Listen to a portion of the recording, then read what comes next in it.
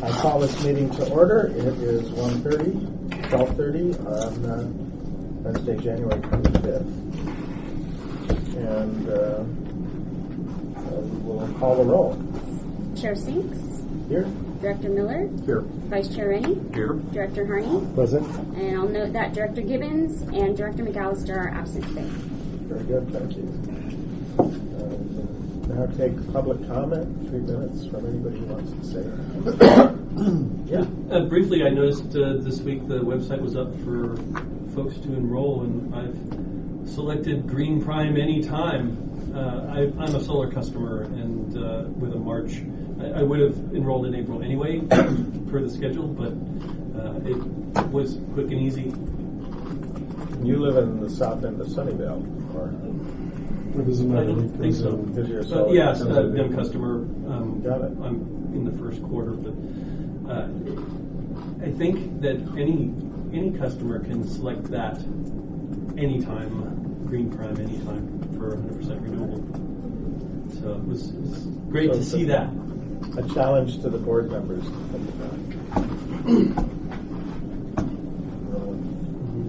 Great. More public comment? Yeah, hi, Bruce Carney. I'm a little unclear, based on something you said. So at the last full-on directors meeting, I was told that when you enrolled, you would enroll on your meter read date. So for me, that's the 13th usually of the month. I'm also a solar customer. So if I were to be enrolled on the first business day, that would make a difference to me. So could you clarify? For someone whose meter read date is the 13th, what day do they switch over? It's the same day as your meter read date. So what I was referencing is the noticing periods. So the first batch of customers that were notified, so about 13,000 accounts were notified, they're the ones who their meter read date would be in the first week of April. Therefore, they were the first group to be notified. So if you were in an enrollment period and you're in the second week of the month, you would be in the second batch of mailings. So I was just referencing the notification phasing. But as a solar customer, your enrollment would be match up with the month of your true up. So we kind of look at that schedule. We can just force the issue by plugging it. So, but we have this period around a true up date. So for folks that are truing up in May or June, do they get enrolled in July, or does someone go back to April? May, June, July, they go July. May, June, and July. They all go July and August, September. if they've already, if their true up was in May, are we doing it the first business day in July? Is that how it works? Yes. I'm not sure. We assume that to be the case. We're going to be sure that it is. So if your throw up is in May or June, you'll be Trued up the first business this day week, in July. the first week, first batch. It does correspond with billing cycles, so your billing cycle stays. It's going to be on the meter read date, likely. Otherwise, it won't be a smooth transition. Right. In other words, the meter, PG&E's meter read date. In the month of enrollment, like July, wherever it is. Okay. Did we get in place with the solar update on the website? We were going to work with Barry Cinnamon and all that. Did anything happen? Solar update on the website. We met with Barry 2 weeks ago. He said he would review stuff and help us make sure there was good information for solar customers. Did any of that stuff happen? I'm lost. You and I met in this room with Barry Cinnamon. He was going to help us with the information on the website for solar customers. I did not get any feedback from him after the meeting that we had with him. We were going to get in touch with him with the stuff. He said he would review whatever we were going to put up and things like that. No, I'm going to have to say Who's Barry? Barry Cinnamon is this solar luminary out of Saratoga, Los Gatos, who, amongst other things, did like the right to solar law in California. He was the guy who did the contractor license for residential rooftops. He's got patents in a company and all of that. He does a radio show and a blog, and he offered to help us review our solar material. So it's clear. Yeah, clear from somebody who's been in the business since the founding of the state. Cool. But we haven't closed the loop on that. Yeah. We could just follow up and see where we were, because every one of us solar customers is always going to be saying the same thing, and we're the ones who have these more detailed questions. And I was hoping that once Barry understood the program, he would do some of the wording work for us so that it would be clear to solar customers. Or at least review what we have and make sure we've addressed what questions still remain in his mind. Right. Well, that's great. Any more public comment? If not, we can move to consent. One item, approving minutes. So moved. Second. Thank you. Any questions? Nobody? All right. All in favor? Aye. Opposed? Abstained? Thank you.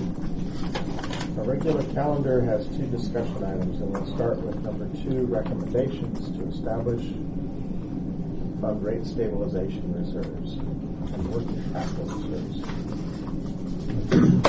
Thank you, Mr. Chair. In the board meeting that we had last month, we had a number of policies that we introduced to you.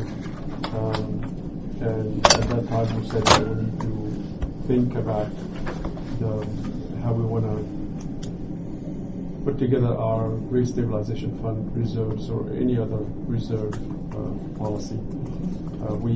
We have some idea now. We're not asking for approval today. We're just asking for some feedback, and then eventually we'll go to the board with recommendations that incorporates some of what you may be sharing with us today.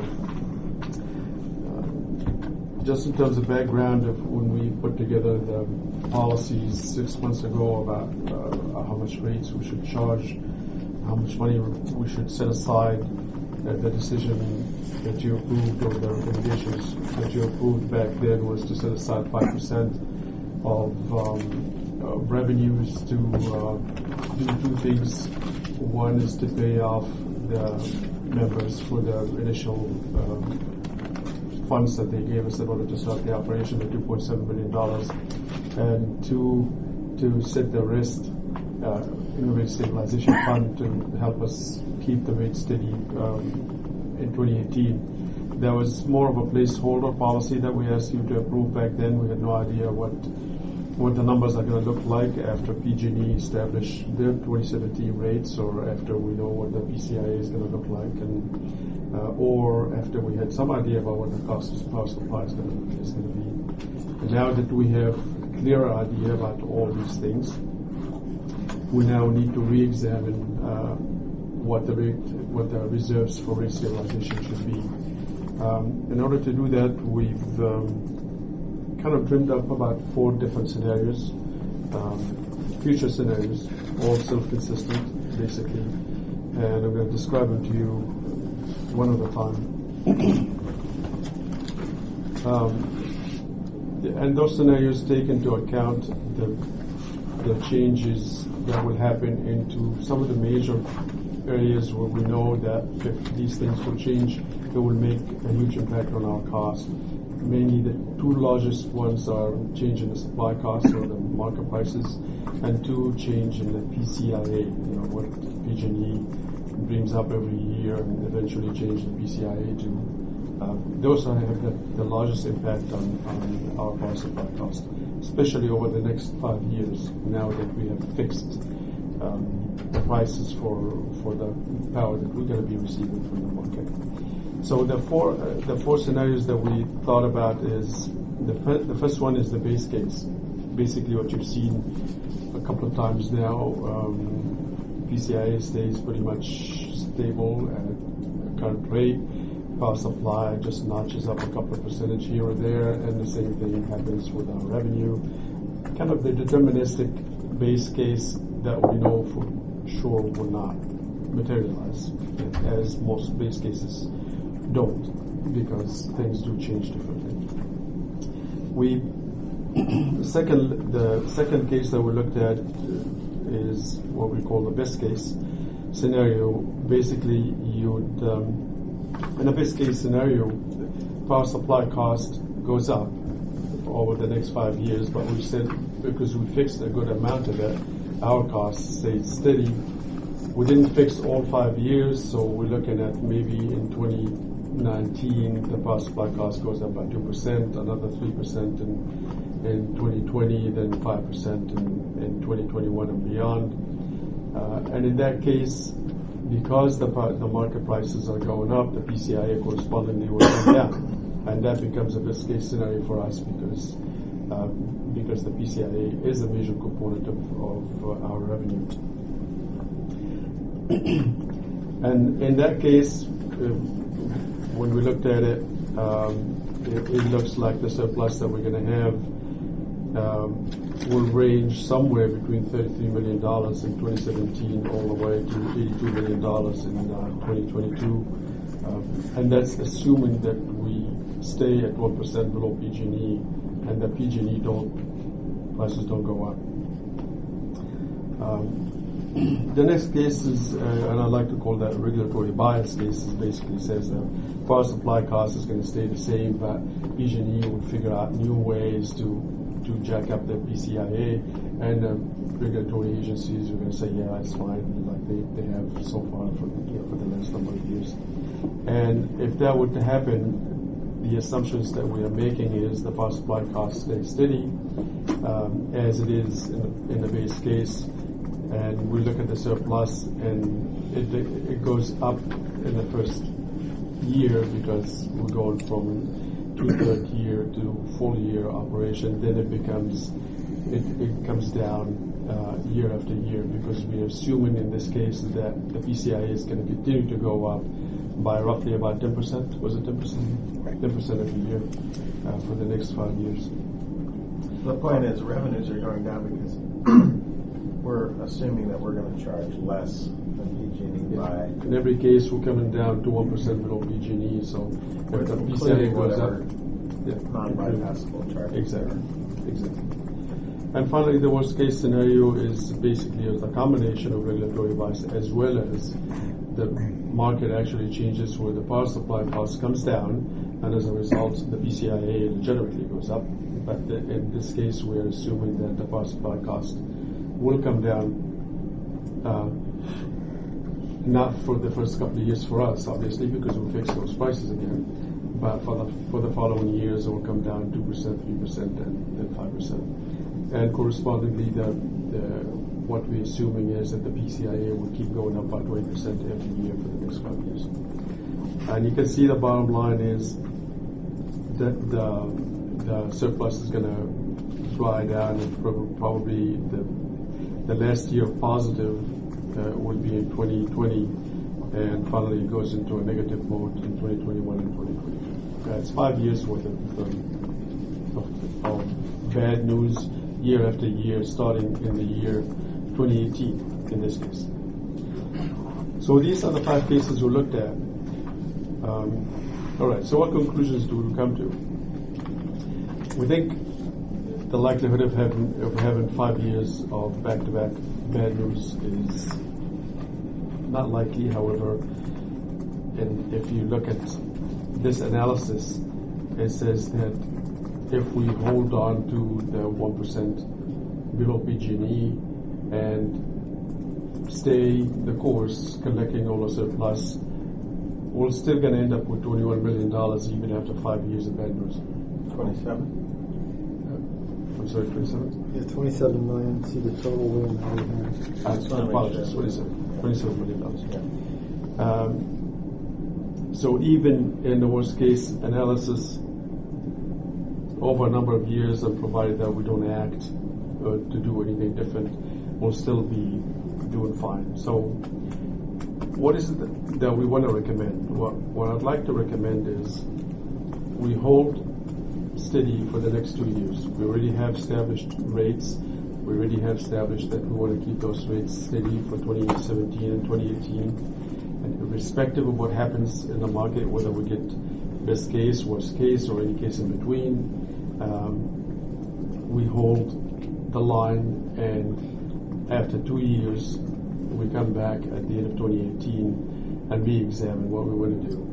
We think that amount of money that we're going to be collecting over the next couple of years and hold it steady should be sufficient to retire the line of credit, both revolving and non-revolving, to pay off the cities for the debt that we owe, all of it, instead of just paying a portion of it, and put us in a pretty decent position as far as being credit worthy. I would definitely suggest that after 2018 we'll go and get a credit rating to be able to make a commitment that will exceed 15-20-year commitment to some of the renewable resources that are now at a price that makes it incredibly tempting to go out and commit to instead of waiting a couple more years and to see what happens and then end up having to. So when you say stay the same, do you mean we're going to charge the same cost per kilowatt in 2018 to 17, or do you mean we're going to be 1% less than PG&E in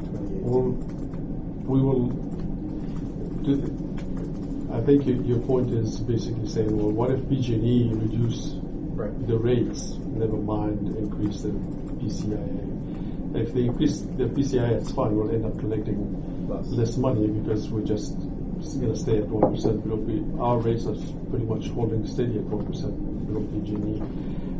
If it happens that PG&E changed their bundled generation rates, then we're going to have to come back and talk about it to see if we can lower our rates further to stay at 1% on PG&E. But at this point, I don't know if there's a likelihood of that happening. I know PG&E is making a lot of push to try to shift some of the cost from the supply side to the distribution side to the extent that they succeed. Then we have to come back and try to figure out a way to reduce our revenue in order to. So on our rates, if PG&E goes up, are we going up? If PG&E goes down, are we going down? Or your assumption right now is 2018 we're going to charge the same as 2017, regardless of what PG&E does for the actual rates? Yeah, if they go up or fluctuate during the year as they have done. Right. If they fluctuate during the year, they fluctuate. We're not going to be trying the yo-yo thing behind it. We'll let them do that. But if in 2018, in the next rate filing, if they go up again, we are not recommending that we do. We are recommending that we stay at the We rates. told a bunch of businesses our intention is to hold rates. Yes. So if they stay steady or they go up, we're staying steady. If they go down, then we're going to have to come back and talk time. Okay. That's. So on a question on the PCIA. So the PCIA is basically, PG&E says, well, I had all these assets bought, and now I don't have people to sell them to, and so you should give me some money. And that money is based on the difference between what that asset is depreciating at or whatever, bought it for, versus what they can actually sell it for. That's what this seems to be implying in here. Yes, it is what they paid for it. So if they bought something at 30 cents a kilowatt hour and the rate is 20, the market's 20, and we're effectively having to pay them 10 cents. Now they come up with a quasi market price. They do that well ahead of time, so they look forward and they say, well, it looks like the market price is going to be that much, and also the market. They have a calculation for the incremental amount of money that they're going to pay in order to go into a renewable resource. And that's would be the calculation for the market equivalent of a renewable resource. And they deduct that from what they paid for that resource, and that becomes the PCIA. So we're in the strange position of doing better if our power supply costs go up. Yes. Well, keep in mind the next couple of years, that's not going to happen because we already locked the prices pretty much for the majority, nearly 5%. Well, if they go up, then it's actually helping us because What PG&E's power supply. PG&E will, Yeah. and PG&E will actually go and apply for a lower PCIA. Yeah, that's another assumption here, right? Yeah. I mean, if the math works We the could. way it was established, then that would be the case. I mean, Because- we could apply to have the PCIA reevaluated to be lowered, right? For what? What they usually do is they have a bunch of numbers redacted from the filing because they consider that to be trade secrets, and so they're based on the contracts that they've already signed. And to the extent that we understand where the market is at, and we do, we have enough people that follow that. If we see the market prices going up, and we see somehow that their formula produced a PCIA that's not lower, then we obviously would question it very hard. So they generally know that you can't just put a PCIA there that based on a whacked formula. The formula is already baked in. It's already known. It's in the box. You just feed it a bunch of numbers, and out of it comes the PCIA. And PCIA goes up every time the market prices comes down, and the market prices for the last couple of years have come down considerably, especially for renewable resources. So we're going to be fighting PCA and worried about PCA for the rest of eternity. Well, Unless we do a payout. yeah, there are a number of ways that we are discussing now with legislators and regulatory agencies to try to get out of having to deal with this for an indefinite amount of time. In Las Vegas did it, but There's two more, by the way, there are two more CCAs that are coming in the market, one in April and one in May. They've already decided, and everything is, we got the approval from the CPUC, and they're lining up the resources now to do that. One is up in Humboldt County, and the other one is called Apple Valley Clean Energy, and that's down south, in Southern California somewhere. so there's just two in the south, Lancaster and Apple Valley. Everything Apple else Valley. is north. And I understand that Lancaster is helping a whole bunch of cities down there to form their own CCAs. Little CCAs. County of Los Angeles is also looking at it fairly closely, and if they manage to get it, then they would be taking away about 40% of Southern California edison's load. San Diego County is looking into it, and that's another almost 60% of San Diego gas and electric is load. So the writing I is just got on the notice wall. today for the East Bay. East Bay is moving forward. They're looking at October of this year to start launching. So they have in Monterey is. I've just got a request for information from the folks down there because they're also moving forward with their CCA. What if they'll all start at 100% like we did? 100%. Greenhouse gas free.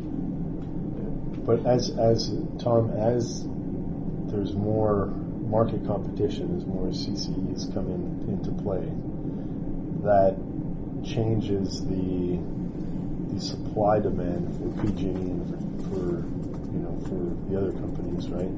Which means that there's more longer term PCIA, isn't there? At some point, where does PCIA start normalizing? The number of CCAs that come to the market, regardless of what their load size is, don't change the PCIA figure at all. Because the PCIA is basically what PG&E does is it takes the total cost of the resources that they have already, and the market equivalent for that, the market equivalent for those times that they are serving their customers, and the difference between that becomes the PCIA, and it's effectively the same value being charged to their customer as it is being charged to ours. So it's as if they're selling their customer a market equivalent that they calculate at about, in the case of next year, for example, they calculate the market equivalent to about 7 cents. They basically say, if I buy everything from the spot market in 2017, it's going to cost me about 7 cents a kilowatt hour. Then they figured that their cost comes at about 9.3 cents a kilowatt hour, and the difference between the two is the PCIA, and effectively they're charging everybody for that. They're charging their customers, they're charging our customers for that. So it doesn't matter how many of the customers keep dropping, as long as they keep charging 2.3 per customer regardless, Everybody gets it every then they recover the cost. Hope that explains the math. Yeah, but I guess what I'm trying to understand when we look at these three scenarios, at some point, they're buying future contracts based on what they know today, right? As more CCEs come in, that assumption is more and more wrong. Exactly. That's exactly what the fight That's is. the true up. That's exactly what the fight is today. For us to keep saying you can't keep on buying for future customers that don't exist. It's not. It's not your, fair. Your customers are leaving you. These contracts have to come to an end. Yeah. And Diablo Canyon's going to shut down. And there's a whole bunch You of have stuff. no reasonable argument to make for charging everybody for a replacement of a Diablo Canyon load, for example, which they're trying to do. Yeah, they are. So East Bay Community Energy, this logo, is having their first board of directors meeting on January 30th. So this site is up. Yeah, you're right. They already formed their board. So I think the next step is going to be to bring somebody in. What cities does it cover? I'm assuming it covers quite a few. Alameda County, Contra Costa. They go all the way from Fremont all the way. It's Contra Costa. I think it was Alameda. I think they cover all the way from Fremont all the way up to Alameda and Oakland. Also, it ends at the border there. So Alameda County. What I've heard from other people is, there are some cities, some jurisdictions in Contra Costa that have gone with Marin Clean Energy. I think Richmond is among them. Yeah. Alameda's doing this, and then the rest of Contra Costa is pondering their navels and trying to decide what to do with Maine. I'm told it's a million customers. Oh, good. It's more than Alameda County. Yeah. Well, that concludes my remarks, Mr. Chairman. So what do you want from us? You need a motion? What I need is, you can give me a motion or just say, this seems like a good recommendation, would be able to support it, that should do the job. Well, I certainly had a couple of questions, otherwise anybody else around the table here. I do. Yeah. So number 2, you're talking about recommendations establishing a rate stabilization contingency fund, but I'm not sure what size. I think it's a good point, and the intent is to revise the recommendation to basically say that our recommendation is to fix the rates for 2017, 2018, unless PG&E reduces their generation rates in 2018, and which time we're going to come back and talk about it. Collect all the surplus money and hold it into a rate stabilization reserve fund. Under the base case, that would be 34 plus 55. And the base case will be roughly 90. About $88 million. Yes. So whatever between now and the end of 2018, whatever profit we make is what goes into that stabilization fund minus the $4 million for the other working capital. Well, and the third recommendation would be. But before you go there,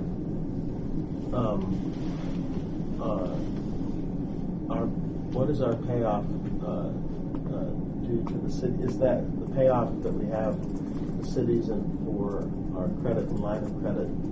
Is that in operating expenses or not? We will basically what we recommend right now. It is so in this 9.9 and 15. I think it is. I was guessing. No, we kept the debt service out. We kept the debt service out. Yeah. Okay, so it's out. So the out of the how much $88 then million roughly is that through the first? It's 2.7 the total of it. 2.7 is what we owe the cities plus River City Bank. We don't owe River City Bank anything at this point. Yeah, and we didn't assume that we're gonna borrow money and pay it back. It's just basically we're adding operating expenses, adding revenue, and the difference comes is the surplus. So the assumption is even if we have to borrow money in the next couple of months, we're paying it back immediately, right after we start collecting. So we're still operating off of our seed money. We haven't tapped into any of our credit. That's correct. So we don't really have any That credit debt was servicing except back to the cities. I thought we actually took out a loan for $2 million. On which we have No, some debt it's not a service. loan, it's a line of credit. The whole thing's a line of credit? Yeah, The whole thing is exactly. line of credit. Yeah, it's not revolving line of credit. Well, we have a $2 million line of credit and a $20 million line of And an 18 million line of credit. It's 2 and 18. credit. 18, which is One's a revolving and one's Non-revolving. non-revolving. Right. And the theory is that we're going to touch those. I'm going to look this way. We're going to have to touch those as we pay for power before we get the revenue. We have. Right. We have to be fairly correct. Well, which is okay. We already This- touched the 18 million to set aside $1 million after we signed the contracts. So there's $1 million in reserves now in the bank to address any strange things happen in our contract. If the prices, for example, drop down significantly, then the suppliers may call on that money because this is sort of like a margin account. The suppliers, if they have to, they can call on it. But right now, But we plan to use a few million of the line of credit. We asked you to get a much bigger one just in case something went wrong. But we're going to use several million out of that. But we're expecting to pay that all back within the next year because it's only there to just buffer the period from From when the paying cash for comes power out. and getting people on and paying us. So by October, it'll all be steady state and that stuff will be handed back. But And then the next pile to worry about is us cities. So we'll have a small amount for the debt service, right, the interest for the debt. Yeah, and then the next order would be to pay back the ones for the city. So by the end of 2018, we ought to be debt-free organization. I'm going to guess probably in 2017, more likely it won't be done with payouts. so the question was, does this surplus in 2017 and 2018 represent that payout? Does it include that? Yes, it should be. Yeah. It should be. Including the cities. It doesn't include the two. Interest rate. I kept that. I kept that below the line. Below the line. 2.7 million. And that's what we owe the cities. Correct. So to answer your question, not quite. We don't have the 2.7 million in that surplus. I think it was So- Chairman Singh's question, right? Yeah, Yeah, we've so- all been trying to pile on. So if we add up the 34 and the 55, and we get to about 88. Take 2.7 Take out of that. 2.7 out of that. 85. Now we're down to about 85. And then we would take 4 million of that for a working capital reserve, and then we get down to 81. Yeah. Is my math still okay? Yeah. And 81 under the base case scenario, which will obviously won't happen because it'll be a little different. But under the base case scenario, we would then put 81 into rate stabilization fund. Yeah, it will be in Is this. that right? Yes, and then we come back before 2019 and do this over again and get a little bit more exact now that we know a little bit more about what's taking place in the industry and what PG&E is going to be at in a couple of years from now. Then we probably can redo the analysis that we've done here and establish how many bad years of base of Sure. how many. But let's say the base case comes through and we have 81. Mhm. Then things go south on us and we get to worst case. And it looks like under those scenarios that between 2021 and 22, we would be carrying losses in those 2 years of totaling about 273 million. And that kind of this combination of things would allow us to do is take the 81 and apply it to the 73. Yes, exactly. Without raising rates. Without raising rates. rates. That assumes we make nothing in 19 and 20. Right, because there's probably still some revenue from those years. Sure. too. Well, that's right. And I but just- without putting more in reserves at that point, we would have the ability to sustain. So I mean, my comment is to first order. It seems like a reasonable strategy. This is just getting it started, and we're going to have Yeah, to fine right. tune it. Every year, And, if we get into this worst case scenario, we're going to have to assess who we are and why. Because right now we have a value proposition that's two-pronged, less than PG&E and 100% greenhouse gas rate. And if we can't be less than PG&E as the first value proposition, sufficient for our customers. Because, I don't want to be in a place where we're spending 10% more than PG&E because of the PCA that PG&E has jerked up the system with. You can't do it forever, right? Eventually, no, you'd have to understand that there wasn't. Eventually, you have to charge more than PG&E, and then all of a sudden, it's a different value proposition.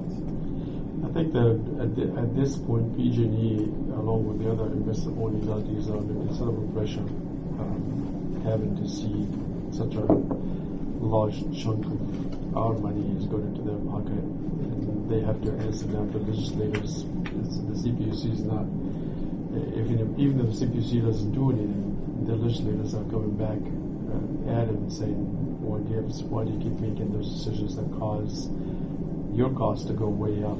And excusing it by saying, well, you made us do that, you made us go out and buy these expensive resources, can go up to a point, then after that it just becomes quite an uncle. So they are already making waves that basically say maybe the state need to look for another last supplier of choice, and maybe we need to get out of this business altogether. After all, we're not making any money out of it. Do you think the IOUs are saying that? Yes. That's not simply regulators or legislators. Yeah, the IOUs actually talking about, well, is this a business that we're going to be in to begin with? Because they're taking a lot of beating at this point, Right. and justifiably so.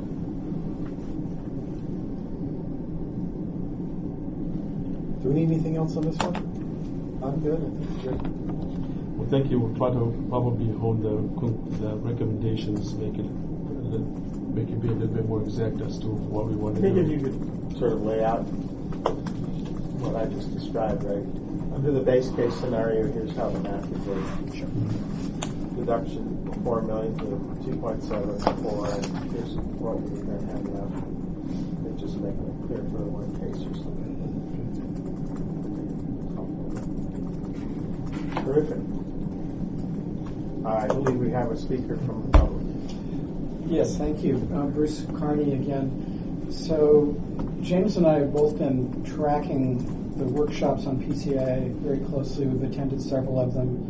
The last one was in Southern California. I wasn't able to go down for that. But the next one will be February 8th or 9th in Northern California. Date to be determined very soon.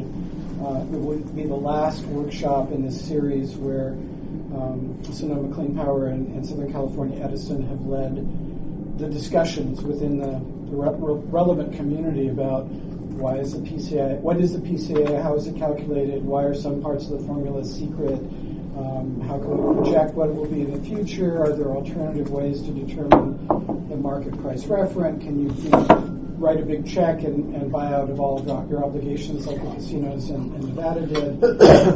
So all of these pieces are in place, and there are also 2 new PUC commissioners that have just been appointed, and there's going to be an all-day on-bank meeting on February 1st to bring them up to speed. So being an optimistic guy, I'm like, okay, we're addressing the problem, we've got new people. But I read an email from Loretta Lynch, the former chair of the PUC 15 years ago, who basically said that she thinks that the PUC is totally in the pocket of the investor-owned utilities. And it's unlikely that any good thing will come out of all this effort. For one thing, that the investor-owned utilities have far more analytical capabilities, more people with deeper skills and more years on the job than the CCAs do. So I think Cal CCA will be a particularly important player, and you as individual board members here and the other CCA board members, I think it's just critical to get as involved as you possibly can. I know that Pradeep, the mayor of South San Francisco, has been attending. He's one of the PCE board members. But I just, every time I go into this meeting, sort of, with my CCA hat on, I feel like I'm totally outgunned, bringing a knife to a gunfight. Do you think we ought to, excuse me for interrupting, do you think we ought to invite our board members to attend if possible? Yes, absolutely. Would it be productive to show up in numbers? Well, it's very, the discussions are very complicated, and if it's your first exposure to the math and the alternatives, it's really daunting. So just as there was a get up to speed on, the basics of running a power agency, it would be helpful if there were a similar get up to speed meeting on the PCIA. And I'll close with just a couple remarks. So the 20% worst case annual increase in the PCIA isn't the worst case I can imagine. It is mathematically the 0.6 cents per kilowatt hour that we saw last year, 0.6. It could be worse. There was a 100% increase 2 years ago. Sometimes the PCI goes down. And the other threat, not just that our price exceeds PG&E's, is that as they start unloading generation that they no longer need, if they unload it from the fossil fuel side, they could be more renewable than, well, maybe not us, but more renewable than Marine Clean Energy or Sonoma Clean Power in 2 years. So, if you're going to get beat on both sides of the equation of cheaper and greener, that's a lot more painful than just being beaten on one side. But I don't think it will happen to this agency because of the choices it's made about where to get power and the price that it was able to achieve in its bid procurement. Now, one suggestion that I would make for the M-Bank, I think it would be a pretty good meeting if you would want to attend it. I think it's going to be very informative, and it would be sufficiently high level that and all policy wants. So really, I recommend that you would attend it. For the PCIA meetings, I've attended the first one, and at the end of it, I said I'm not going to do this again. This is because it goes way into the weeds. And we got what's that? No, the PCIA the workshop. PCIA workshop. And it's probably going to be in the morning, or It's an all day. 10 to 4. Yes. because we have a board meeting on the 8th. The M-Bank is on the 1st. Oh, okay. They're talking about the PCIA workshop. The PCIA workshop is going to be either the 8th or the 9th, and I can tell you I want to attend either one. By phone maybe, but that's about it. It's going to be the last one, and I sort of know what it's leading to, and we really have a hired gun, so to speak, attending, aside from the folks here from Mountain View who are guns, but they're not hired. We really have enough people attending who can really delve into the details of those guys. But the M-Bank is on also the first or on the one on the 1st is the M-Bank, and that's for policy folks, and I highly recommend it if you have the time to spare. the workshop list? Yeah, it's an all-day deal. I believe it's 10 to 4 or something like that. So, just to, maybe this isn't quite on this agenda item, but would it make sense for us to communicate with board members and let them all know about the en banc? Suggest that if they're interested in advocacy before the CPUC or to understand how these people are thinking, this would be the best meeting, number one. Number two, set up some sort of communication. Maybe it's just a one-way verbal thing. It can't be Brown Acted, right? But set up some, maybe it's a conference call before with those who might attend and be briefed by whichever expert, either our somebody from CalCCA or our advocacy advisor, and just walk through what an en banc is and things you should know or whatever to prepare those of us who might be inclined to attend. That was two things that I was prepping to do. One is during the meeting, the board is meeting on the 8th. One of the items on my list is to talk about the embark and when it's happening, and suggest that for anybody who has time and willing to learn a little bit more about the board topic. meetings after the en-banc. So No.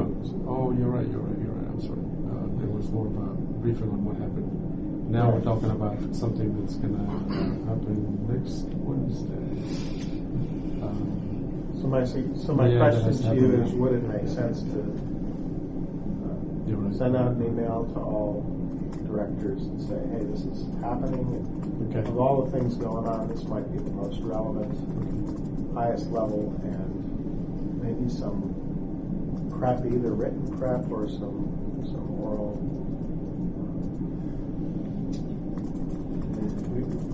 I don't think we could be calling in, right?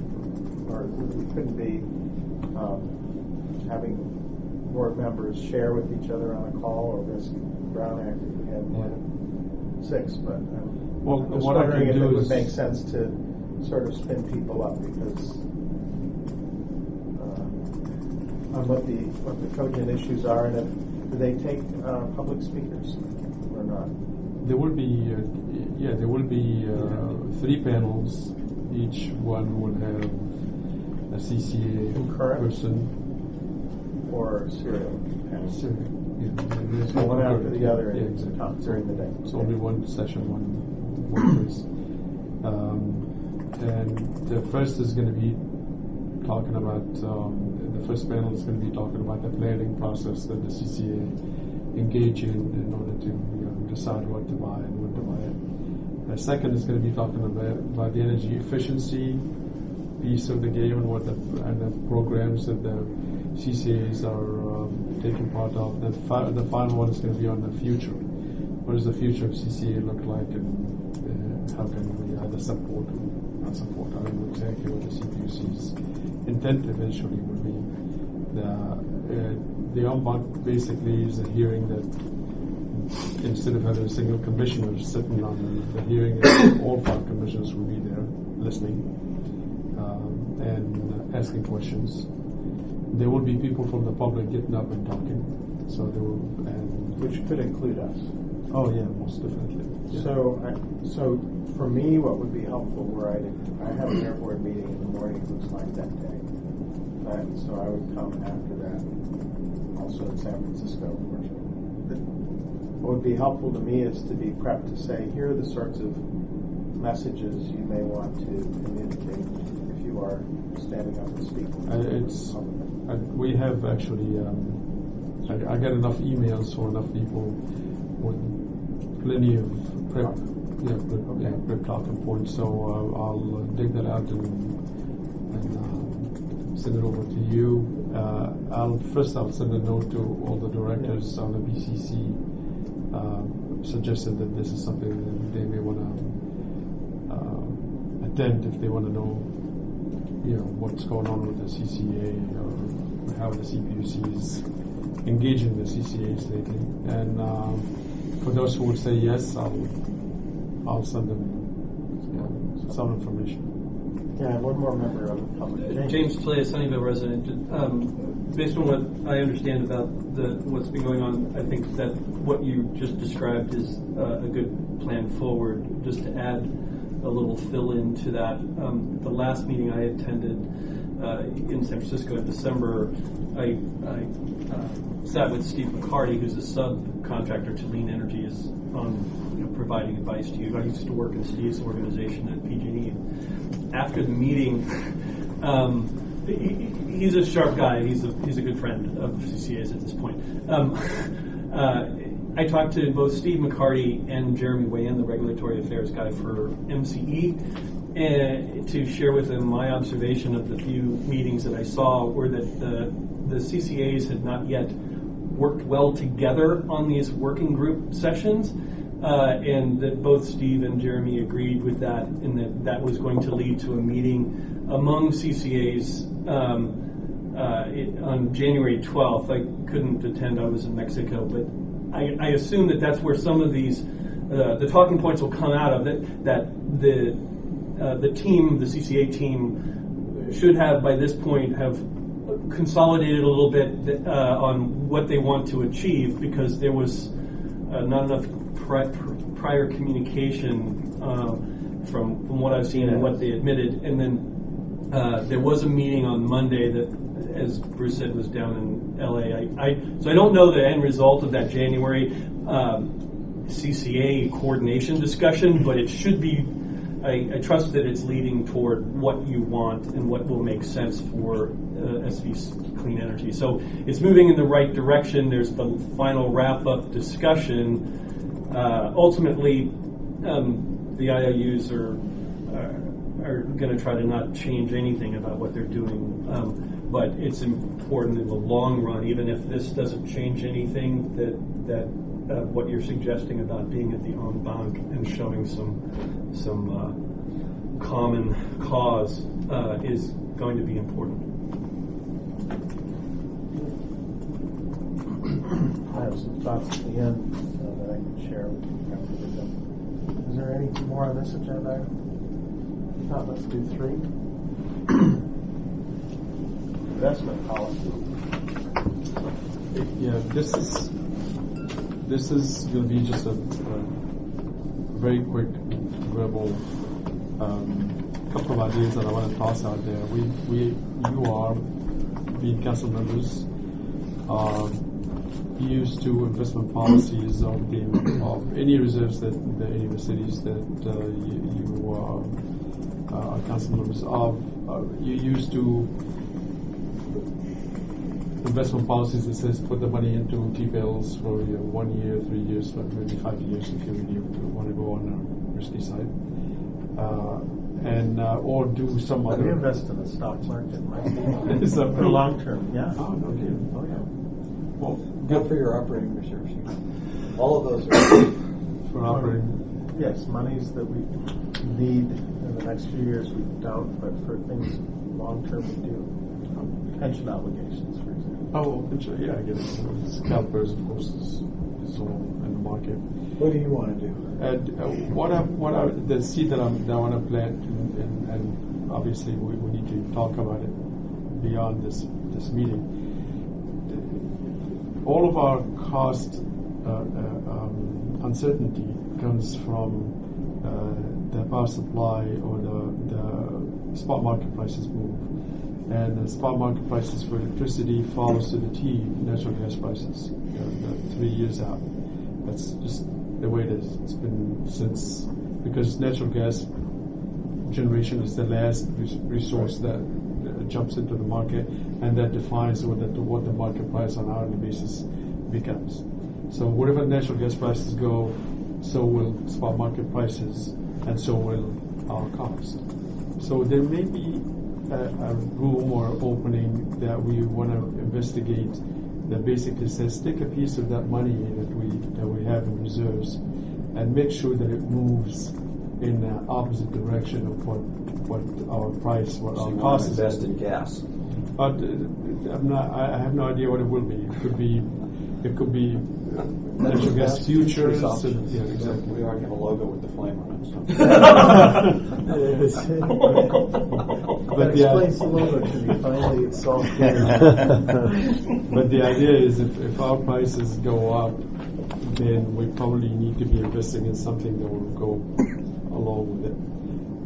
If the prices of natural gas are coming down, then whatever that is that we're investing in, that we have investments in, is likely to either be down or stay hold steady. And that's the idea that I wanted to toss out there. I don't know if it makes any sense. We don't have any money to invest in anything right now, and for us to go that route, maybe another year or even more. But I just wanted to toss it out there. So companies that do this, transportation companies, for example, they don't consider investment per se. Right? They hedge against the cost of fuel, and that's what this would be. Is we would hedge against the cost of electricity, and I wouldn't consider it An investment in carbon? It's not an investment strategy, right? It's a hedging strategy. Because when you think investment, what Rod C is doing with their long-term investments to cover this pool for pension stuff, right? I mean, that's traditional investment. You're taking money, there's some other thing. This is really just a hedge. If we're right, it protects us on the downside, and if we're wrong, we've paid money for insurance, essentially. Well, but you could do that by investing in electricity. Well, I mean, the major hedge that we do is we fix our price forward. That's the real hedge. Beyond that, it's more the amount that over the next 5 years. But you could buy puts and calls on electricity rather than gas. It turns out to work out to be the same thing as what's I know going it on. probably does. But I'm just saying I have this level of discomfort. On college campuses today, right? People who are concerned about climate change are asking their boards of directors specifically to find funds that have no investment in oil or gas. So this is feeling a little... So you get with the New World Order, there is no global warming, it's a hoax. My president said so, it must be true. It is, and we're putting the head of ExxonMobil in charge of, right? Alternative facts. No, that's Conway, she's in charge of... Anyway, back to where I was going. It's a good idea, but we want to be careful about investing in carbon. Exactly what investment in. I think there's an operational thing where we hedge our power supply costs, and a certain amount of money could go to hedging our power supply costs. I don't consider that an investment. The investment of reserves is we have a pile of money. Where's that going to sit, and what are the restrictions on that? And you're right, LAIF, T-bills, that's that pile. This other thing is really how much of our money do we want to devote operationally to hedging our power supply costs? I think that's so there are two separate buckets to look at, and I get the policies of not investing in carbon-based energy. Though, according to the EPA, carbon is now a banned word in the United States, and so you can't say it, so it doesn't matter. I thought they were Well, you hear that one. For all practical purposes, the investments that we made a couple of weeks back, all the money that we spend, or at least locked in prices at, is really, when it comes down to it, it's an investment in natural gas futures. Don't say it that way, but we understand. I don't have to say it that way, but that's really effectively what we have done is... Because we pegged everything to natural gas prices. That's what the we're paying a suppliers... premium above. What the suppliers have done is, what they always do is, they look at the 3 year out of natural gas prices and they say, here's your price for the electricity over the next 3 years. It's $34 this year, $35 the next year, and so on. That they don't just dream up those numbers. Those numbers are driven by... For what we are. If you're in Hawaii, it's based on diesel. If you're in Virginia, it must be based on coal. I mean, I don't know. That's what it is. And the day they lock in the price with us, and 5 minutes later they're on the phone locking future prices for electricity, either that or natural gas futures. That's how that game is played. So we should understand how to hedge and what the options are. Yes. Yeah. Effectively, what we've done so far is done futures, even though we never talked about it. But there will come the time when we're going to start talking about maybe options and collars and other things that pretty much... Yes, collars. With that, Mr. Chair? That's all. And again, we do a year away at least from start talking about how to invest our money. Well, I think there is the short term. I want to just double check. Our short term cash is going to be sitting someplace that's as risk free as risk free gets, right? Yes. Sitting in the bank collecting. So there's got to, at some point, somebody's going to generate the investment policy that will cover that sort of money. Correct. And then there's this operational side, which is a totally different discussion. Okay. Yeah, okay, so. Are we good, The Rob? hedging, knowing how to hedge well is good. So, Tom and I had some discussion about the meeting that will take place tomorrow in the state legislature, and it's my feeling that beyond all these smart CEOs, we ought to have some legislative advocacy that comes from people who operate in the political realm.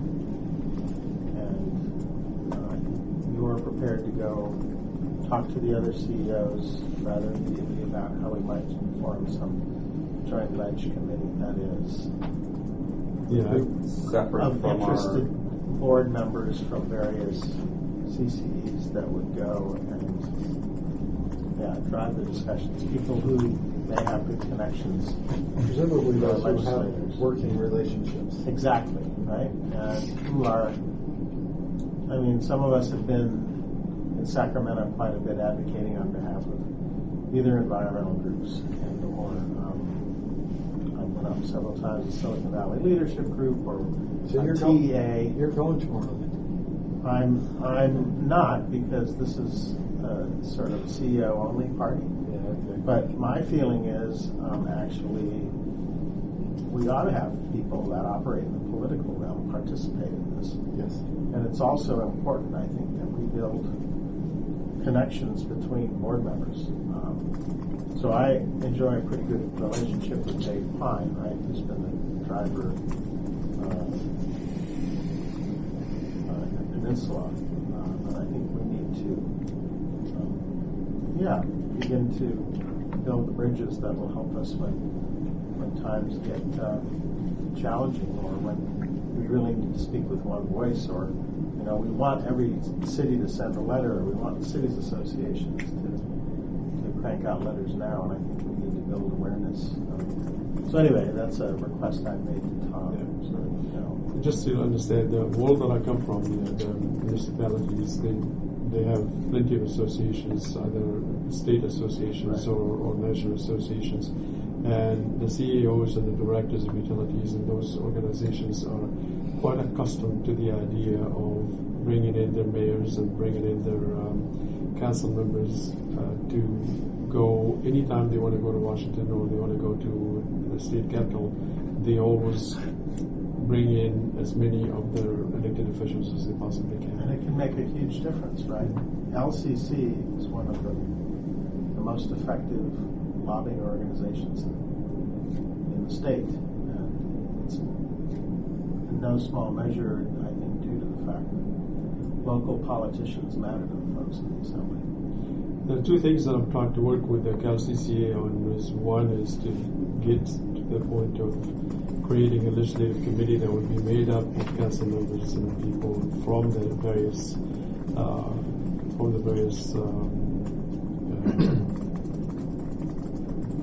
CCAs. And the other thing, which I think is important, and probably this is the point that James brought up earlier, that the CalCCA need to get some part-time executive director in order to kind of mind the traffic.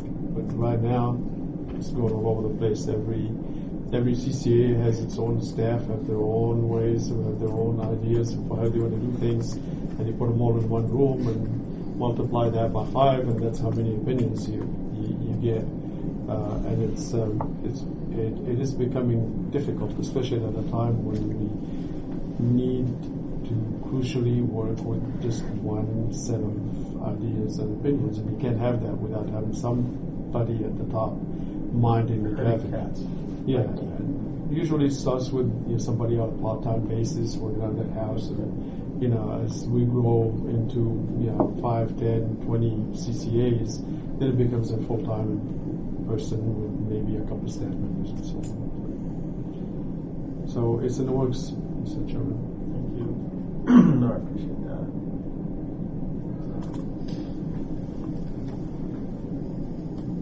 We talked earlier about the home market. It sounds like we'll run that. So I think, to the extent when it makes sense, we can have presence and we get the message. We get some common messaging, right? And maybe we even we're coordinated enough to say, okay, we have 5 people going, so you, and you, here that we're going to parse out the messages, but in some coordinated fashion, rather than have it just be. That's what's been going on for almost the last month. A lot of messages go back and forth to try to kind of make sure that we are speaking by the same voice. Anyway, good luck. Good night and good luck. Is that it? Any other committee or staff remarks? If not, I will consider this meeting adjourned until February.